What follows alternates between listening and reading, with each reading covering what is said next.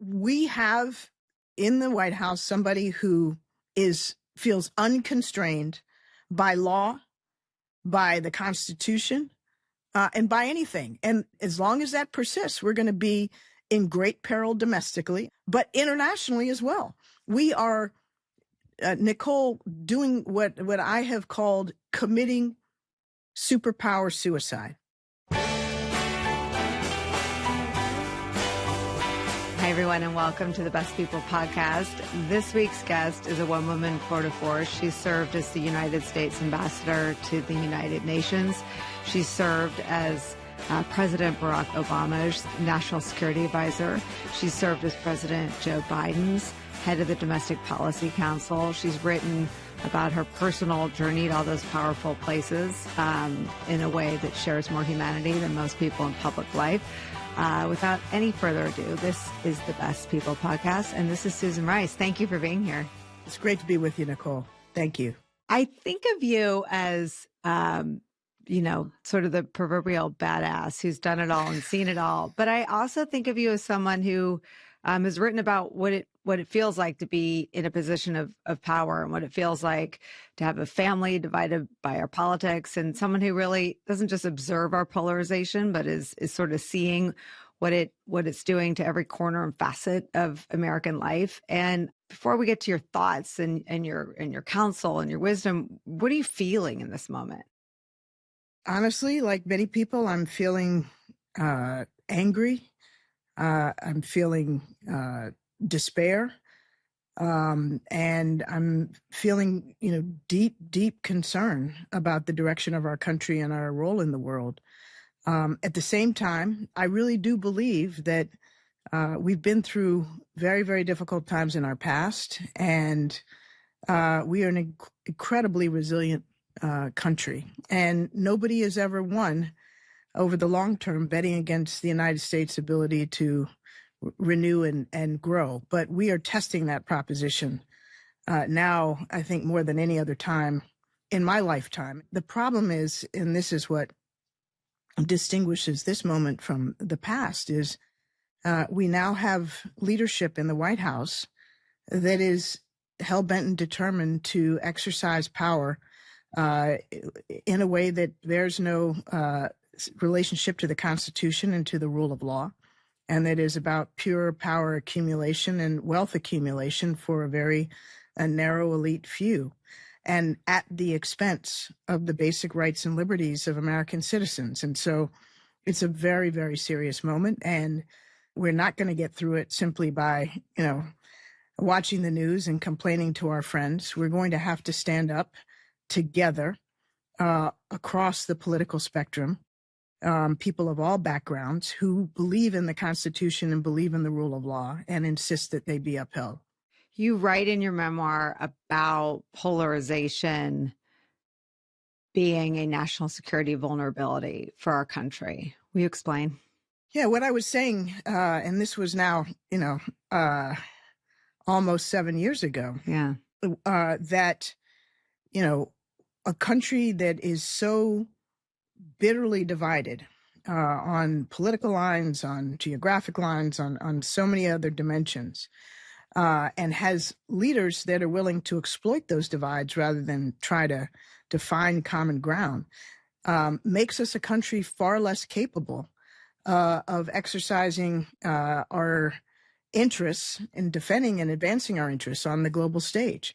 It's very hard, to stand up against an adversary like Russia, for example, if we've got leadership and a whole segment of our society that, has lionized Vladimir Putin and turned him into, some great upholder of Christian values and masculine identity, and therefore, creating the illusion that somehow we should be acting in a way that is consonant with the interests of Russia and against the interests of our traditional allies who share our values. So that's just one example of how the polarization is a vulnerability. Another example is, looking at what Russia and China and others have done to interfere in our domestic political processes, our electoral processes. They can get on social media, hiding as bots and foreign trolls, and put forth misinformation and disinformation that's designed to inflame our existing differences. Any issue that might be a point of difference or friction, and turn Americans against each other and exacerbate those differences. There's nothing that our adversaries want more than to weaken us from within. And we're doing a hell of a job of making that easy for them. Well, I mean, and to your point, and Russia's a perfect example of how they're braided together, because I may have worked for the last, sort of Russia hawk when I worked for John McCain. It was something he cared about a lot. And, there wasn't a big divide, me and President Obama had a similar worldview. The idea that now one of the country's two political parties is not only not repulsed by that which is good for Vladimir Putin and Russia, but that you sort of climb a political ladder in the MAGA media ecosystem by being more and more pro-Putin is such an inversion of our politics. And I wonder how you unring that bell. Well, I mean, let's break it down. I think you and I would both agree that there are differences and divisions within the Republican Party. There's a sort of tradition, what's left of the traditional conservative, the remnant, element of the Republican Party that has long been strong on national defense and national security and clear-eyed about who our adversaries are and who our allies are.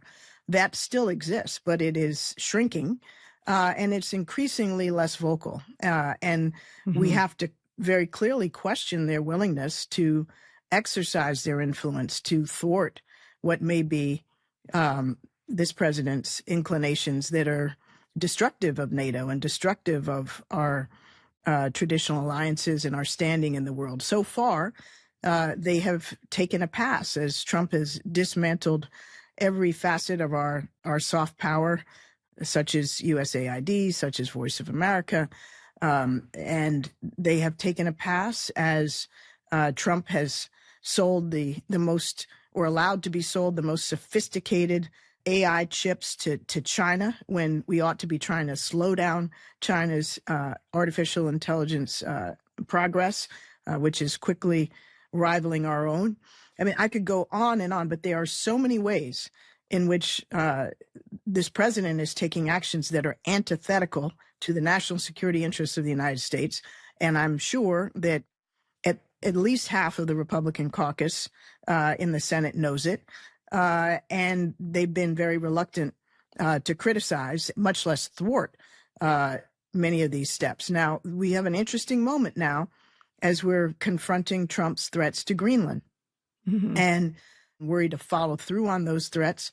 It would be the death knell of NATO and the greatest possible gift that anybody could give to Vladimir Putin, because Putin has desperately wanted for decades to weaken and ultimately dismantle NATO. And here we would be handing it to him on a silver platter without a bullet being fired. One can only hope and pray that Trump will not go to the extreme and try to use force to seize Greenland. He's, said that of late, but we also know that, he can say something one day and do something different the very next day. So nobody can rest easy. But the damage to NATO has already been done, Nicole, because our closest allies now know that the President of the United States does not care sufficiently about the strength of that alliance, the importance of that alliance, that he is willing to threaten our allies for standing together, consistent with Article 5, against a threat to a NATO member. And what is his response? Is to threaten them with politicized tariffs. So there is economic warfare, security warfare, and all of this is happening within NATO. And I don't know how we unring that bell. Do you think he understands the history of World War II? I have to believe he has a good understanding of the history of World War II. I will say a number of things about Trump. I don't think he's stupid. I do think he's venal. I do think he's, self-interested and corrupt but he's savvy. And I don't think these threats to Greenland are, coming from a whim or the rant of the week. I think he has serious and, ill-founded imperial designs, including against Greenland. And I think we need to take that seriously. And I think, unfortunately, our European allies have come to the same realization that it has to be taken seriously. And I also think we have to understand that Trump knows that were he to take Greenland by force or by, extreme coercion, that would shatter NATO. And I think he also knows that shattering NATO would be a great gift to Vladimir Putin. And so were he to take those steps, I think the logical conclusion is he is doing it knowing that what he is doing is of ultimate greatest benefit to Putin and Russia. And that should give us all great pause. I mean, I guess I start there because the legacy of who we are is so knitted into the greatest generation. It has been until now beyond politics and beyond debate to go to Normandy and honor those sacrifices. And it seems that the enthusiasm for destroying NATO, which is a through line. I mean, he's been indifferent about NATO. I mean, I remember his first foreign trip in his first term. I mean, obviously, H.R. McMaster and Dina Powell couldn't get him to publicly commit to honoring our commitments to our allies when we're the only people that have ever called in a chit from NATO. I mean, and so I often wonder if he understands why we're in NATO and what we get out of it. And the speech in Davos makes clear that if he understands it, he either doesn't believe it or doesn't care. Yeah, I think it's a lie. And that's nothing that's unfamiliar to Donald Trump. It is a lie, and I think he knows it's a lie when he says that we have done everything for NATO and NATO's done nothing for us, that he doubts that they would come to our defense. He is not ignorant enough or stupid enough not to know that the only time Article 5 has ever been invoked, the only time that NATO has ever been asked to and actually come to the defense of a member state was when NATO came to our defense after 9/11 and fought and died with us for years and years in Afghanistan. It's inconceivable that he doesn't know that. He's choosing to ignore it and to lie about it. Where do you see the government, our government, orienting itself to deal with his rhetoric? I mean, he reiterated in Davos, we must have Greenland. He said in an interview with the New York Times that it's a quote, it is for me psychologically, we need to own it. I mean, how are we orienting ourselves around what he said is a personal psychological need to own Greenland? I mean, the reality is we have somebody in the White House who has a ceaseless thirst for power and wealth, and who is openly justifying actions that would be absolutely antithetical, detrimental to the national interests of the United States by his hurt feelings.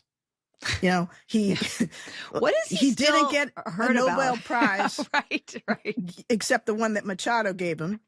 He didn't get a Nobel Prize. Therefore, he no longer has to care about peace.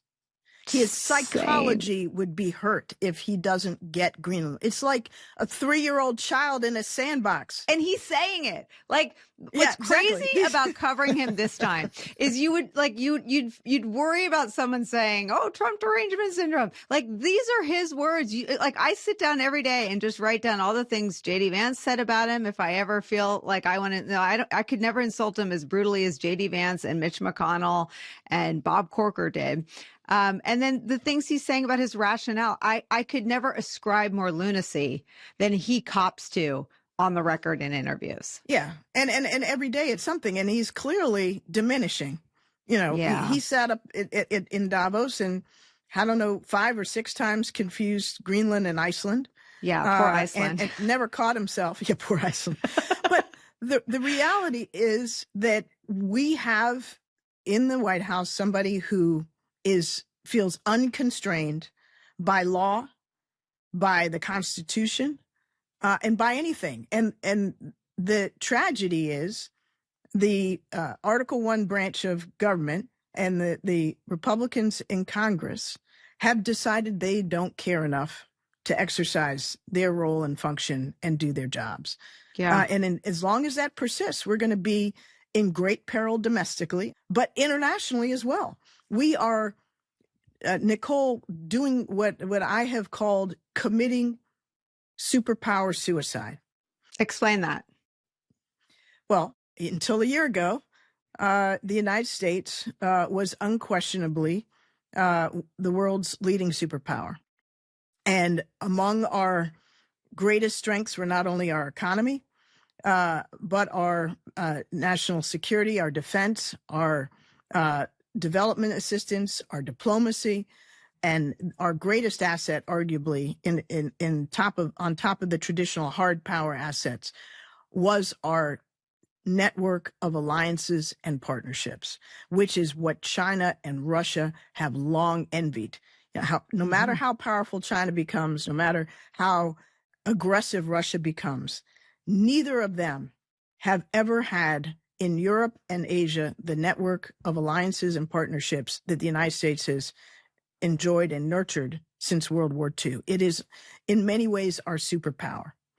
And what Trump has done methodically is to undermine and deconstruct the strength of those alliances. What holds those alliances together are shared values and trust. Mm-hmm. And trust has been broken, and Trump has evinced no commitment to our traditional values, to international law, to the rule of law, domestically, to any of these things.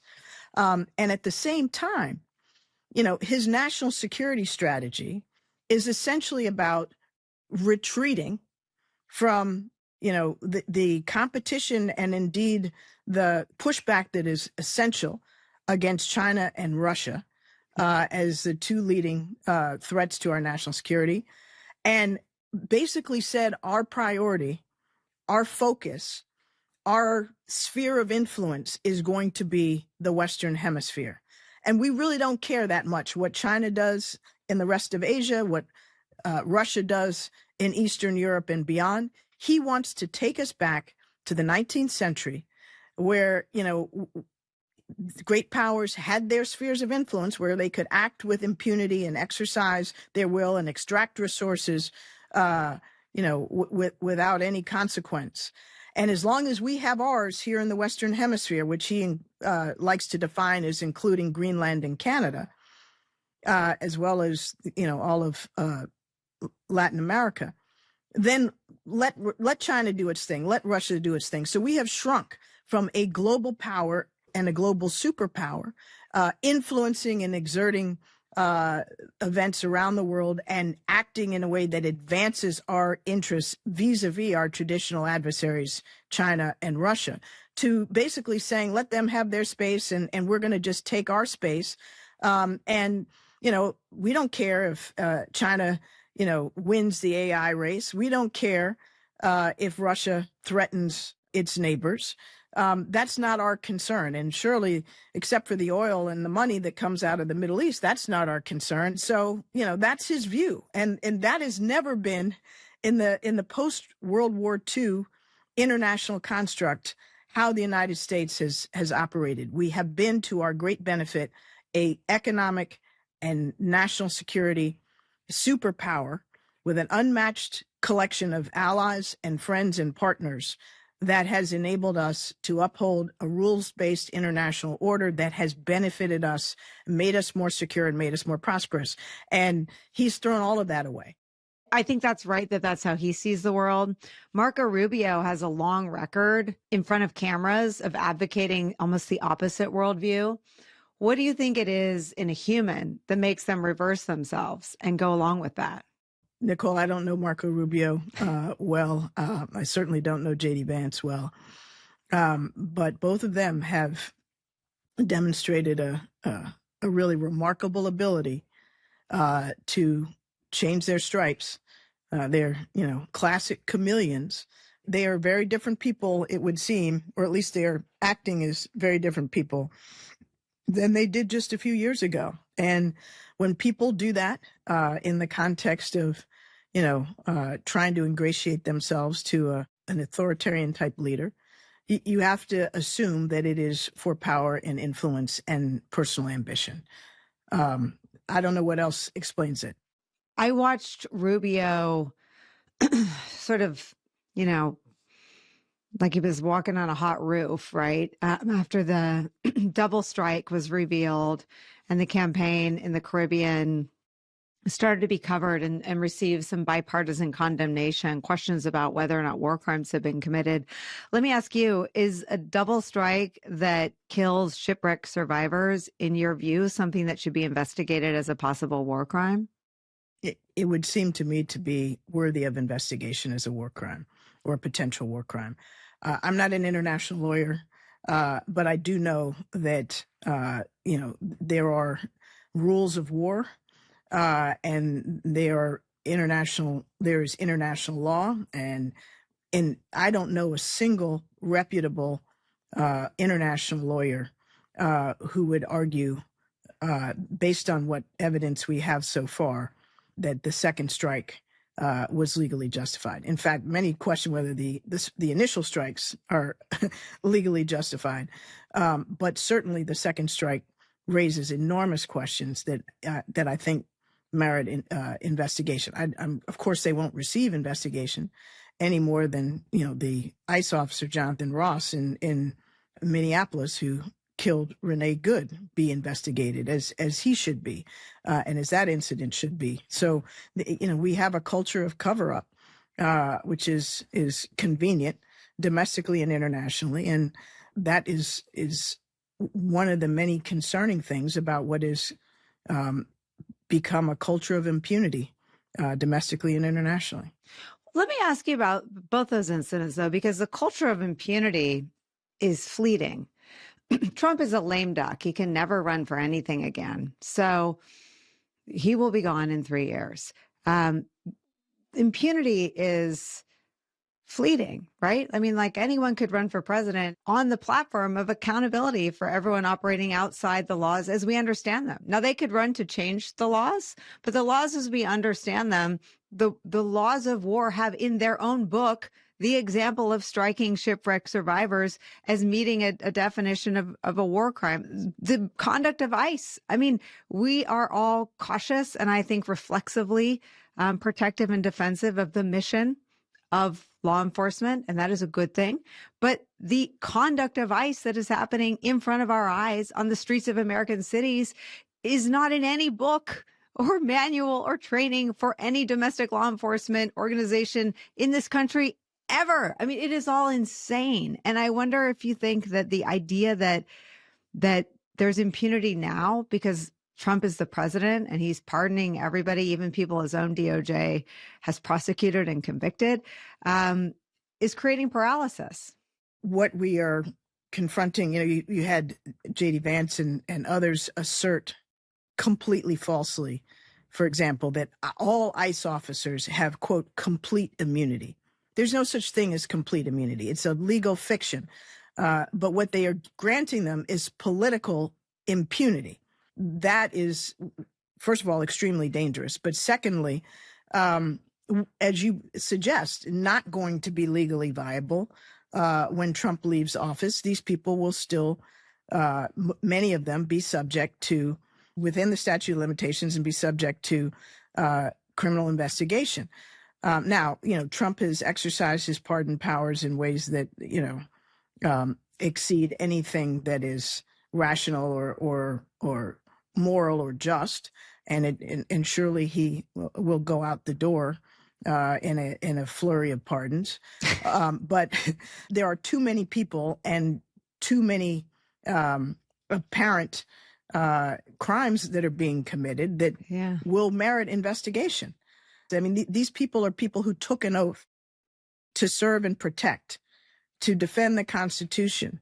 I certainly think in the ranks of the military, and I hope the majority of law enforcement take that oath seriously. But Apparently, there are more than a few that don't.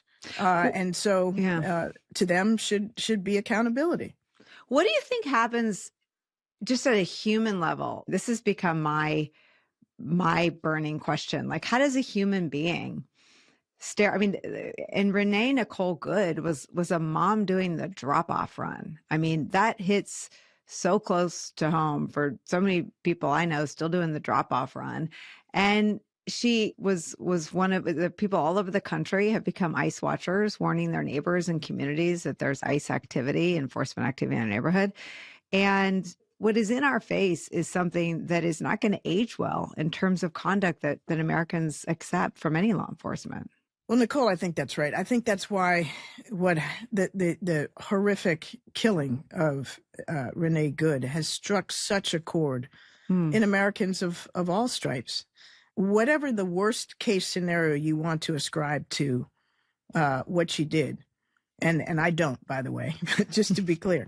But if you want to take the worst narrative as constructed, manufactured by Trump and Vance and others, what they should have done is, arrested her. You don't shoot somebody for being what Trump called disrespectful. Americans are rightly outraged that American citizens of all races, of all backgrounds, are finding themselves in the unimaginable reality of having masked men bust into their homes without a valid judicial warrant and seizing people and grabbing them and throwing them into cars and disappearing them, sometimes in nothing more than their underwear. American citizens. I don't know what you call that, Nicole, but Gestapo-like tactics. I mean, Joe Rogan and that's not who them. we are. Yeah. And Americans are, I don't care how MAGA you are. I don't care, how much you were worried about the price of eggs.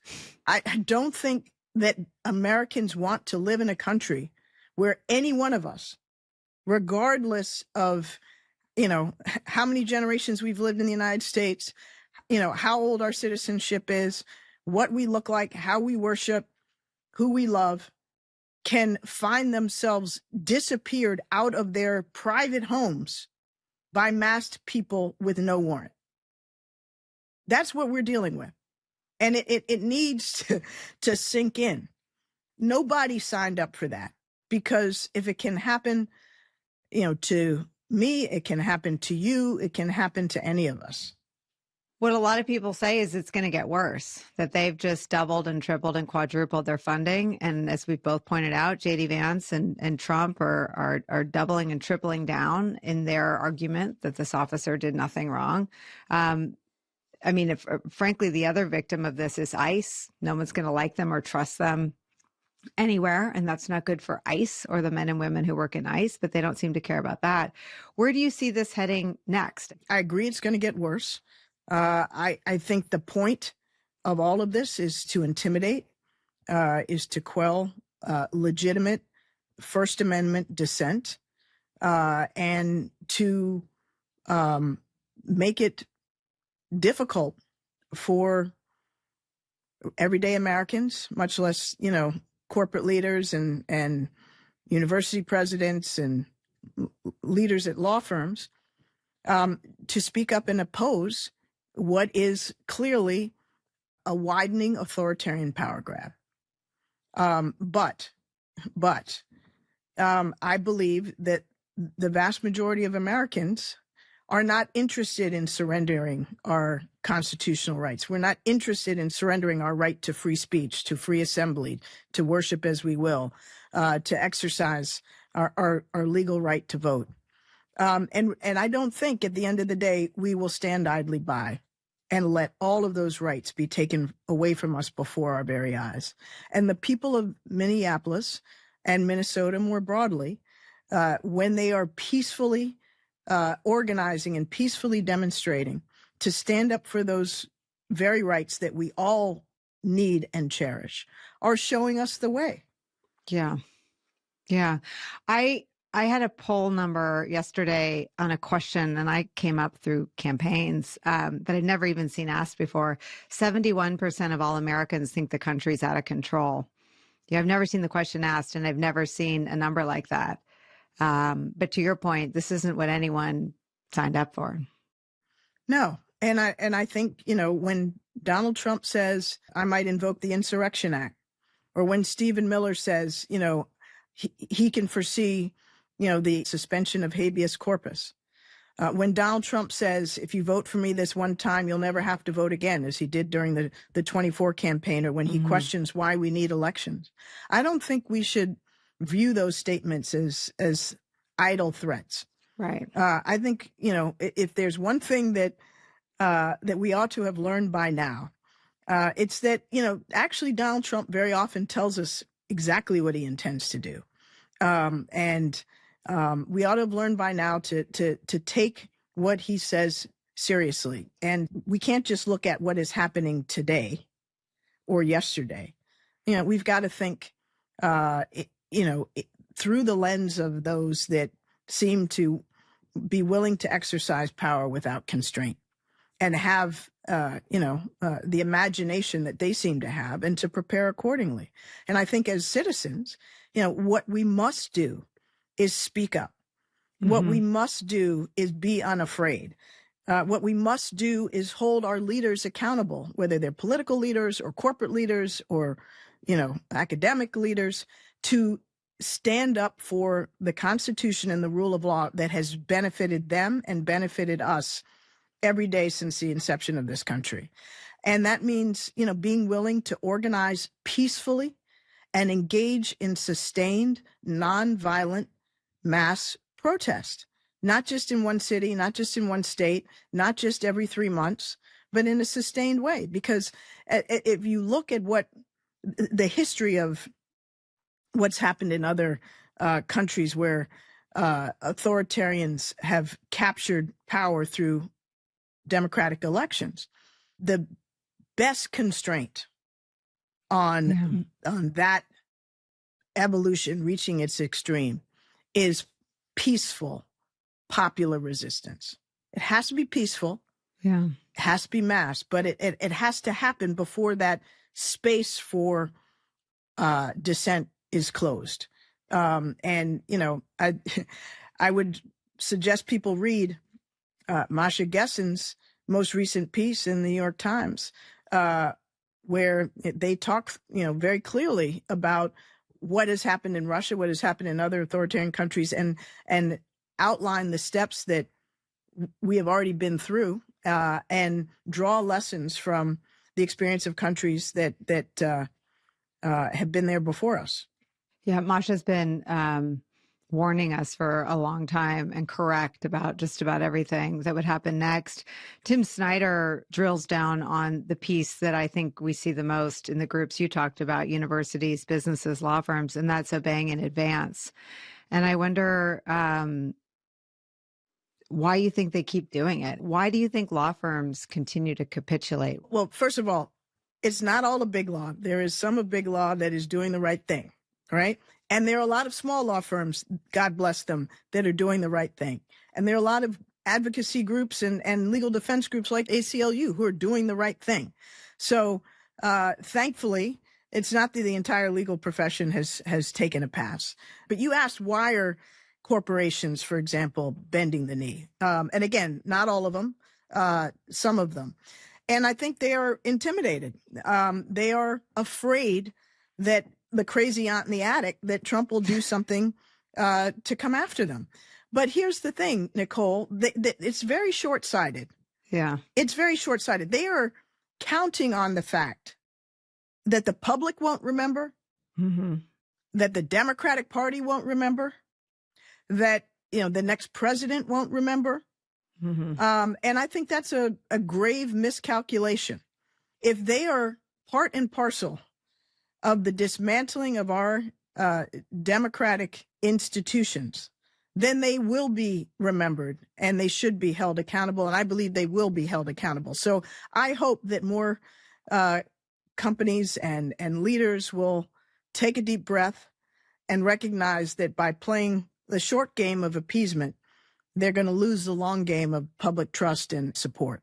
And they need to recognize that when you blow up our alliances, when you violate international law, when you undermine the full faith and credit of the United States, when you try to assault the independence of the Federal Reserve, you are taking actions that are bad for business and bad for American companies abroad. I mean, I guess I've looked to the business community with a tragic Republican view that they're people and that they were people who are the most successful people who have thrived most in our system, and that they would have some civic duty to not being part of destroying democracy. And I don't see a lot of people in the private sector exercised by much more than the things that impact them, like tariffs or firing Jerome Powell.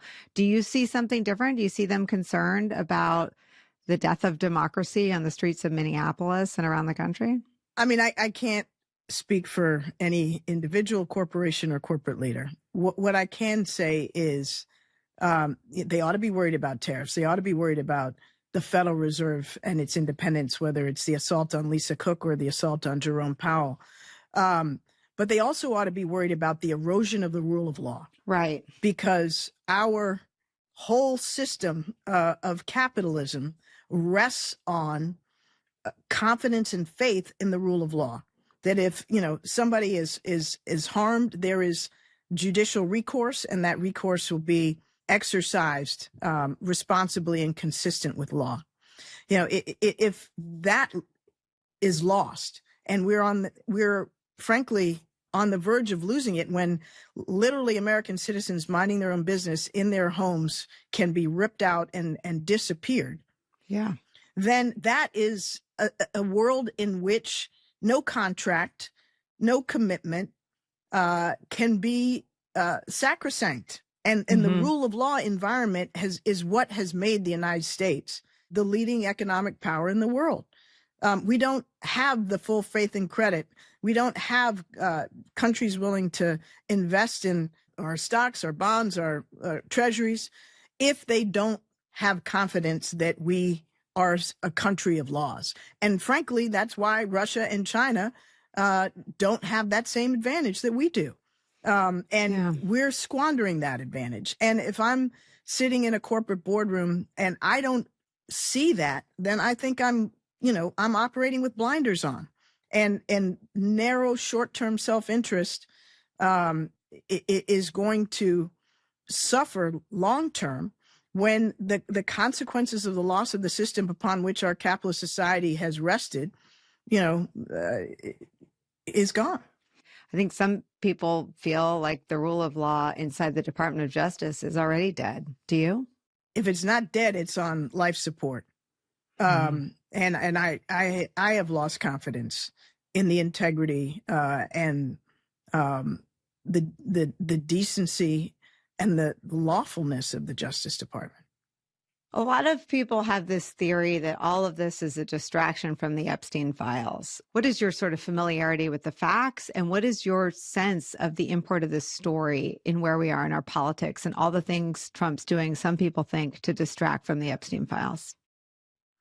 As somebody who believes in justice and fairness, the suffering of the survivors and the victims is just horrific. And they deserve the truth. And we as Americans deserve to know, what happened in full. And I don't care what your politics are. If you believe that women and girls especially, should not be abused, then we need the truth. And I'm not one of these people who ascribes everything that the Trump administration does to, distracting from Epstein. I think that's a gross oversimplification. Or it's also too strategic, right? It's like they don't function that way, right? They're just. But it's not an either or. They can be doing all of this for other both reasons has the effect of being distracting at times, right? So it's kind of a twofer.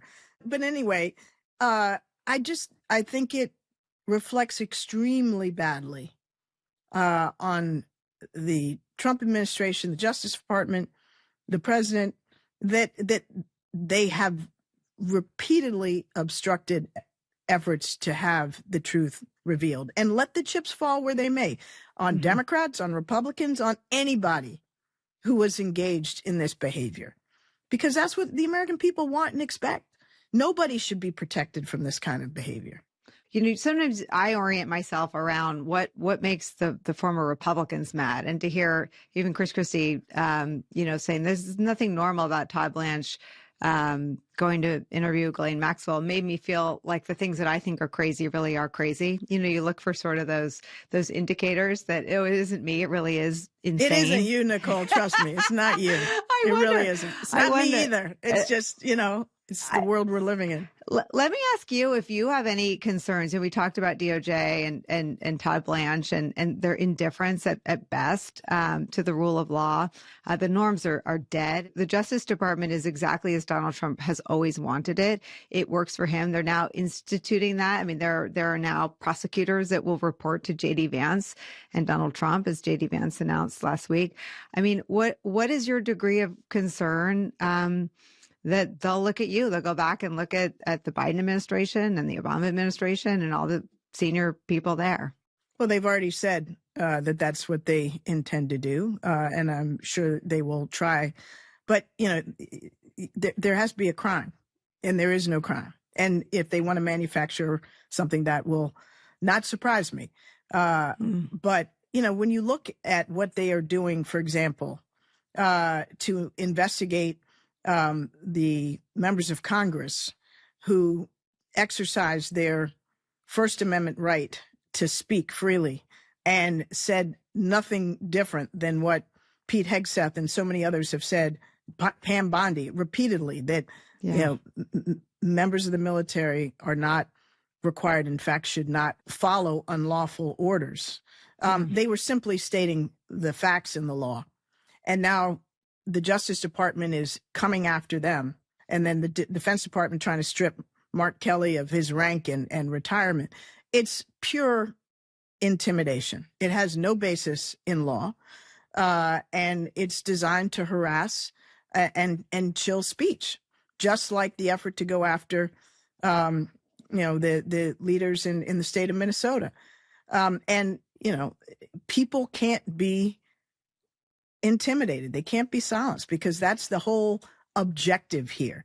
Once we succumb to fear and intimidation and harassment, which many of us may face, then we're losing the larger fight for the rule of law, for democracy in this country. And I'm unwilling, for one, to stand down, because I believe too much in this country. I believe deeply in our Constitution. And I have, as many of us, ancestors who fought and bled and died for the rights that we all have in this country. And I'm not going to be one to sit here and let them be stripped away without a fight. There is talk from the podium from Caroline Leavitt of an investigation into your former boss, President Obama. She describes some, I think she calls it a grand conspiracy. There's an investigation that former director of the CIA, John Brennan, has confirmed similar points that you've made, that no crime has been committed, but they are looking at the assessment that Russia interfered in the 2016 election. These are facts beyond dispute, as reported out and borne out by none other than Marco Rubio on the Senate Foreign Relations Committee, and John Durham. I wonder if you think, where you think that'll go, if you think they're going to really try to build a case against former President Obama. Nicole, I don't want to speculate. I just want to underscore the point that there's no factual basis. There's no legal basis. There's no crime. And so all of this would seem to me to fall into the category of harassment and intimidation. What do you think happens as we near the midterms? People like Mark Elias are worried. They say take him, same thing you said, take him seriously and literally when he talks about canceling elections. We have to fight like hell to hold free and fair elections and to win those free and fair elections. We don't have the luxury on the one hand of saying, well, they're not going to be elections, so we're not going to do everything we can to contest and win them. And we don't have the luxury of ignoring the possibility that he means what he says and does what he threatens. So we have to play both hands simultaneously. Mm-hmm. We have to make it absolutely clear that the United States of America, we have elections every 2 years, and those elections are meant to be free and fair and played on a level playing field, even though they're trying to do all kinds of things from redistricting to, upending the electoral rolls in various states to, fighting in the Supreme Court to make the playing field as unlevel as possible. We got to resist that, counter that. And at the same time, we got to fight to win them. I believe we'll have them, and I believe we'll win them. Certainly the House and maybe the Senate. We can't be on autopilot. We can't be complacent. And we have to understand that,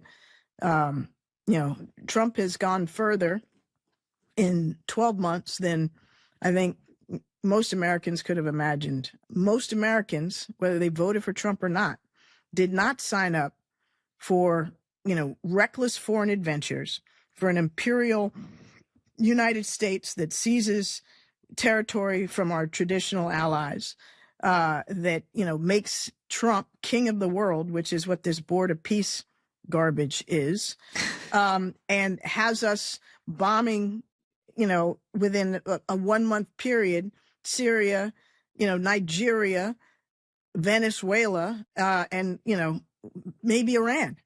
People did not vote for that. They voted for a government that put their interests first, and they're not getting it. They're not getting action on affordability. They're not getting action on health care.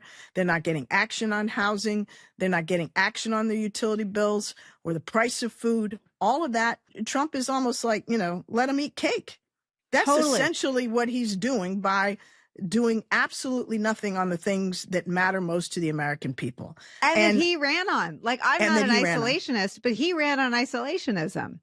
And the political betrayal is to me this political story that I feel like people can't figure out how to cover, right? Like, he ran on isolationism. He ran on the price of eggs. He stood in front of melting meat at Bedminster and said, see all this melting crap behind me? It will all be cheaper. And it was this hideous press conference. It'll be cheaper. On day one. It was the war in Ukraine will end on it was this hideous press conference. It was 1,000,000 degrees in New Jersey. Everyone sat in it for hours. And the political betrayal, the disdain in which he holds his own voters is breathtaking.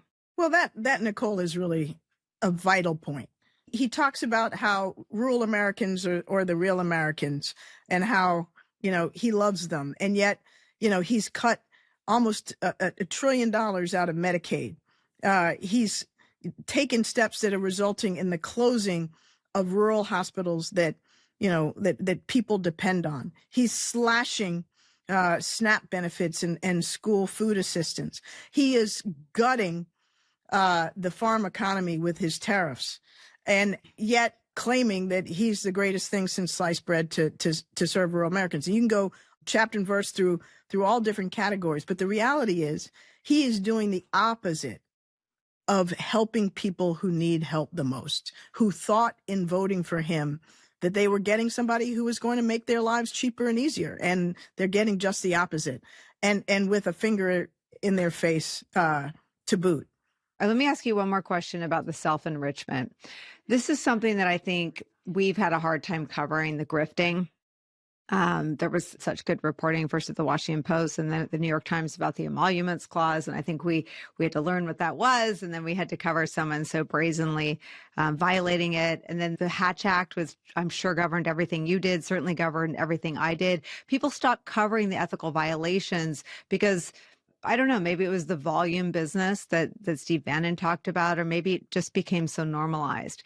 But the ethics trespasses, the taking of a jet from Qatar, the taking of riches that'll never be tracked, the gifts that we don't even know about, the crypto schemes, the crypto scam, in the first term he had the Secret Service staying at his hotels. God knows what they're doing. I mean, the unbridled self-enrichment from the office of the presidency. I mean, you worked in a place where I'm sure you couldn't let a reporter take you out to lunch, let alone a business person. I mean, What is happening that everyone is so zombied out to the disgusting self-enrichment of Trump and his family?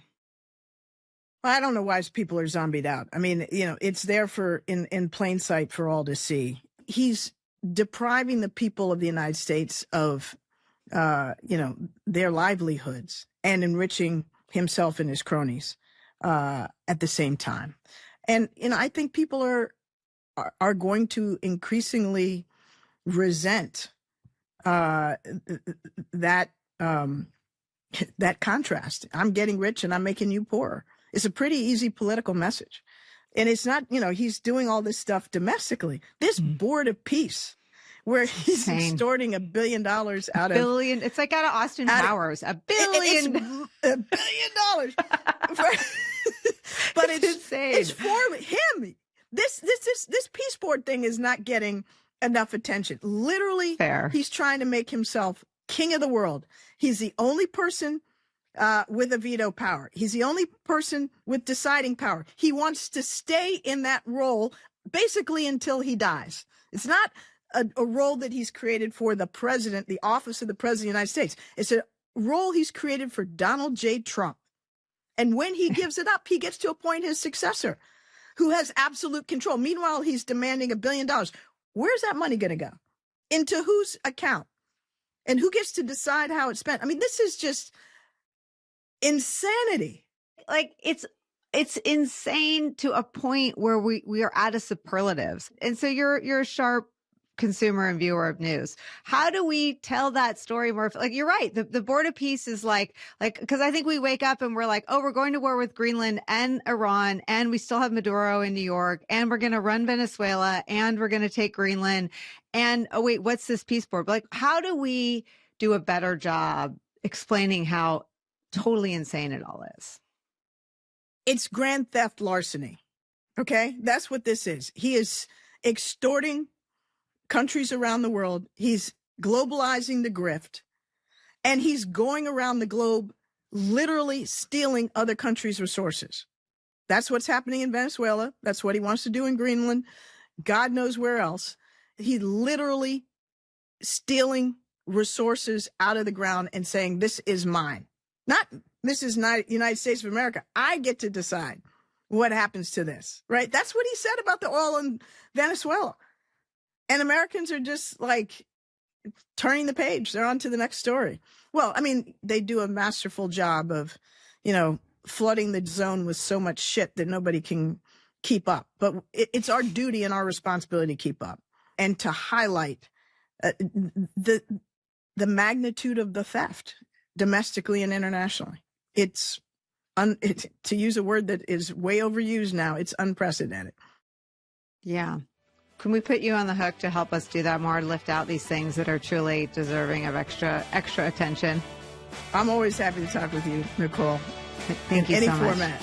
Thank you so much. Thank you for your time today. You've been so Good generous. To be with Thank you. you.